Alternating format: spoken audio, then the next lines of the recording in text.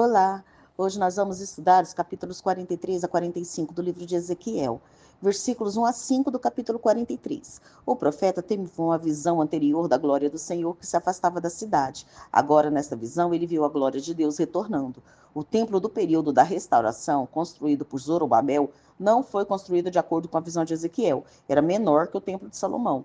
No entanto, Ageu profetizou que a glória do templo de Zorobabel excederia a glória do templo de Salomão, porquanto a presença de Deus estaria lá.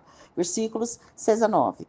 O preenchimento do templo com a glória de Deus começará com o lugar santíssimo e terminará nas esquinas do átrio exterior. O jardim onde se sepultavam os reis ficava bem ao lado do templo de Salomão. Só havia uma parede entre os túmulos e o local do culto. A proximidade desses sepulcros em relação ao templo o contaminavam, mas o templo não daria mais lugar para as coisas profanas ficarem perto do recinto sagrado. Versículos 10 a 12. Os modelos dos santuários passados de Israel tinham vindo da parte de Deus. Assim também os planos para o templo da visão de Ezequiel eram de origem divina. As medidas e regulamentos não são apenas detalhes interessantes, mas comunicam algo do caráter de Deus. Esses gloriosos planos para o futuro revelam o quanto Israel havia perdido por causa de seus pecados. Cada detalhe do templo deveria reproduzir arrependimento aos ouvintes e leitores de Ezequiel. Versículos 13 a 17. Depois do retorno da glória do Senhor ao templo, a primeira questão a ser tratada é o altar, o local do sacrifício. O altar foi construído como uma série de plataformas, cada qual menor do que a de baixo, semelhante a uma pirâmide de degraus. Os rabinos antigos tiveram muitos debates sobre esse altar, visto que a sua construção contradizia o mandamento que ordenava que o altar não tivesse degraus em Êxodo 20, versículos 24 a 26. Porém, aqui era necessário por causa de sua altura. O altar de Ezequiel era muito maior que o de Salomão. Tinha mais de 6 metros de altura, incluindo os chifres. Versículos 18 a 27. Nos versículos 18 a 22, apresenta os rituais na purificação cerimonial do altar. Quando se fazia propiciação por objetos materiais, eles eram purificados e limpos de impurezas resultantes do pecado. A purificação do altar com sangue é análoga à aspersão do sangue sobre os sacerdotes em sua ordenação sobre o altar no dia da expiação, para fazer propiciação pelo povo e sobre o povo para selar a aliança. A esperança de acabar com o ritual do sacrifício de animais, depois que o próprio Cristo fez o sacrifício supremo e final, tem sido uma questão desconcertante para os intérpretes. Alguns insistem que os sacrifícios aqui descritos não podem ser literais, porque o sacrifício perfeito de Jesus pelos pecados satisfez todos os requisitos de Deus e tornou obsoletos os sacrifícios do Antigo Testamento.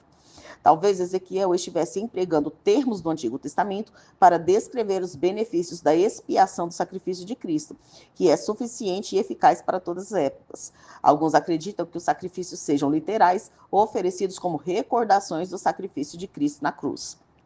Agora nós vamos estudar o capítulo 44, versículos 1 a 3 do capítulo 44. Depois de encerrada a cerimônia de consagração do altar, o guia levou Ezequiel de volta à porta do santuário exterior, a porta leste. Em seguida, o Senhor informa ao profeta que a porta deveria permanecer fechada, porque o Deus de Israel tinha entrado por ela, dando a ela um grau especial de santidade. Atualmente, em Jerusalém, a porta leste, conhecida como Porta Dourada, também está selada. Apenas um indivíduo pode usar essa entrada divina, o príncipe, mencionado nesta visão pela primeira vez. Significativamente, mesmo ele não vai usá-la apenas para o acesso, mas também para a partilha de uma refeição de comunhão diante do Senhor. Versículos 4 a 14. O caminho pelo portão do norte é o designado para o uso de sacerdotes que têm a guarda do templo. Não seria permitido aos incrédulos entrar no templo. A visão de Ezequiel dizia respeito ao restabelecimento da adoração santa, da qual somente aqueles que se preparassem física e espiritualmente poderiam participar.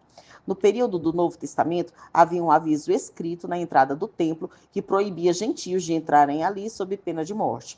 No novo Israel da Nova Aliança, todas essas distinções entre judeus e gentios foram removidas. Parte do propósito de Cristo era derrubar essas barreiras. Embora estrangeiros tenham servido no templo no passado, eles não mais poderão servir. As tarefas que eles haviam realizado pertenciam aos levitas.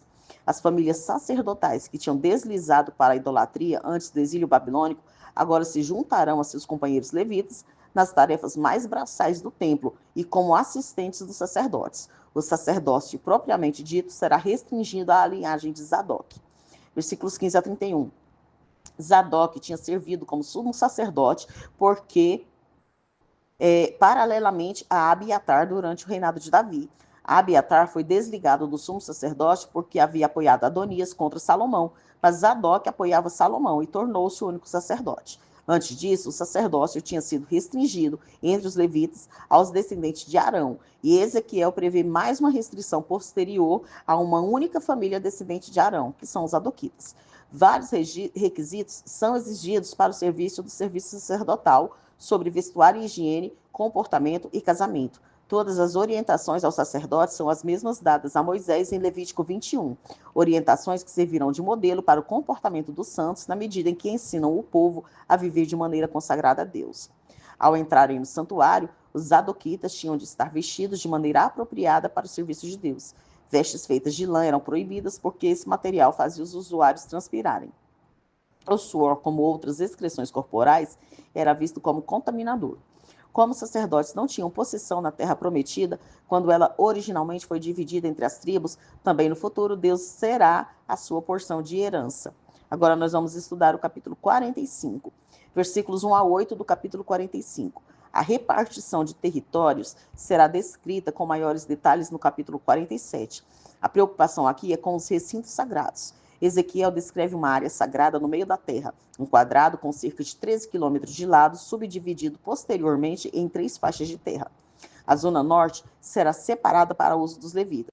A zona central continha o santuário e foi separada para os sacerdotes. A zona sul, com cerca da metade das dimensões das outras 2 zonas, foi dada à própria cidade.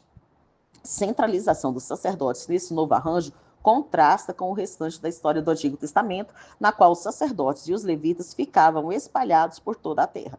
Distinta da dedicada ao templo é a moradia dos sacerdotes. Há uma área dedicada aos levitas que auxiliam nos serviços do templo. Ao sul do local do santuário central fica a cidade de Jerusalém. A área a leste e a oeste do quadrado de 13 quilômetros de lado foi dada ao príncipe, enquanto a área ao norte e ao sul será dividida entre as outras tribos. É interessante que na visão de Ezequiel, o próprio templo ficava fora da cidade propriamente dita. Versículos 9 a 17. Os líderes políticos de Israel tinham desconsiderado os direitos dos outros ao longo de sua história. A lei advertia contra enganar as pessoas com pesos e medidas falsos. A santidade no templo também requeria medidas justas, honestas e padronizadas. As condições e os regulamentos para essas ofertas são as mesmas que se encontram nos capítulos 1 a 7 de Levítico. O conjunto de imposições sobre a comunidade inclui produtos agrícolas e pecuários, todos os quais vão para as ofertas da casa de Deus por meio do príncipe. Embora o príncipe seja o fornecedor direto para as festas e serviços regulares, toda a comunidade está envolvida. O imposto a ser pago pela comunidade é relativamente pequeno, uma taxa de cerca de 1/60 para os cereais, 1/10 para o azeite e 1/20 para os ovinos. Vale ressaltar que a provisão para a oferta pelo pecado persiste nesta visão de restauração. Versículos 18 a 25. Existem vários calendários de festas anuais no Pentateuco, mas a programação do livro de Ezequiel não corresponde a nenhum deles. Não é ainda claro se ele tem em mente o mesmo trio básico de festas principais, ou seja, Páscoa, Pentecostes e Tabernáculos. Mas as festas da Páscoa e Tabernáculos continuam. A Páscoa era uma festa anual que durava 7 dias, instituída por Deus para que seu povo se lembrasse de quando ele os libertou da escravidão no Egito. A festa dos tabernáculos era uma rememoração de como Deus providenciou sustento ao povo no deserto. O fato do príncipe oferecer uma oferta pelo pecado por si mesmo revela que ele não é o prometido Messias. Nós terminamos aqui o estudo dos capítulos 43 a 45 do livro de Ezequiel.